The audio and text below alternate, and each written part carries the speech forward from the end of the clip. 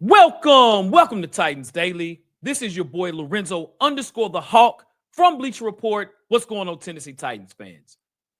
So the Seattle Seahawks, who are 7-3, come to Nashville as a 13.5-point favorite. Am I surprised with the 13 points? I'm not.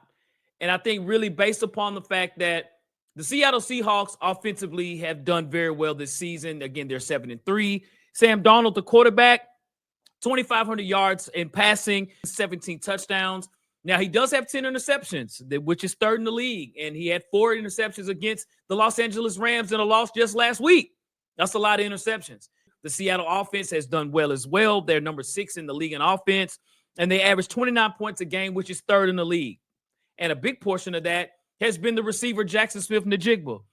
Jackson Smith-Njigba leads the NFL in receiving yards at 1,146 yards, 72 catches, and 5 touchdowns. He's had a breakout season. And then Seattle as well on defense, man. Their defense is great, man. They have a very good defense. They're number 9 overall in defense. They only allow 19 points a game on defense, which is 6th in the league. Those guys have 4 guys that have at least 4 sacks. So how in the heck can the Tennessee Titans pull the upset against the Seattle Seahawks? Now, I will say, when I look at Seattle, I look at Sam Darnold, and I look at their offense.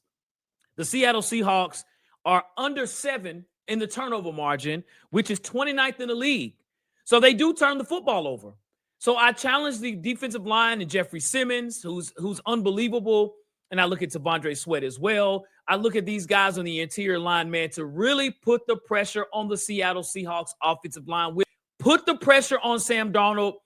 Put the blitz on Sam Darnold. That's when he throws the interceptions the most, is when he's pressured. When you look at the Rams game, that's exactly what the Rams did. They had him running. He was flustered, and he was throwing the ball all over to the Rams.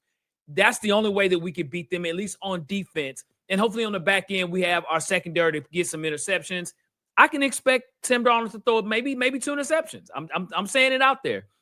And I think the only other way that we could beat the Seattle Seahawks, it has to be the time of possession. We have to get our offense to move the football and running the ball with Tyjae Spears, Tony Pollard. Now, I give Seattle's defense credit. They are very good on defense, in particular in the run. But in order for us to win, which I don't think we are, but as a Titans podcaster, I'm looking at it, how could we beat them? We have to control the line of scrimmage on offense and keep the ball in our hands. Cam Ward and the offense, we don't have a lot of talent around the offense, but we're going to have to find ways to stay on the field. Bo Hardegree as the offensive coordinator, stay on the field. Mike McCoy, when it's 4th and 1, go for it. Stay on the field. Time of possession, we have to control that this game, and we cannot have any penalties on the offense. Our offensive line is going to have to play as smart as they've ever done, or the Seattle Seahawks are going to blow us out. So time of possession is going to be very important, and our defense is going to have to get to Sam Darnold and blitz. Time of possession is going to be very important because the Seattle Seahawks, they do not blitz. They're 4th in the league as far as number of blitz. They only blitz 20% of the time. So controlling the line of scrimmage, controlling the time of possession is going to be huge. And as well as on our defense, we're going to have to get to Sam Darnold. We're going to have to blitz and get him to be flustered and throw some interceptions. So as we always say around here, folks, tighten up.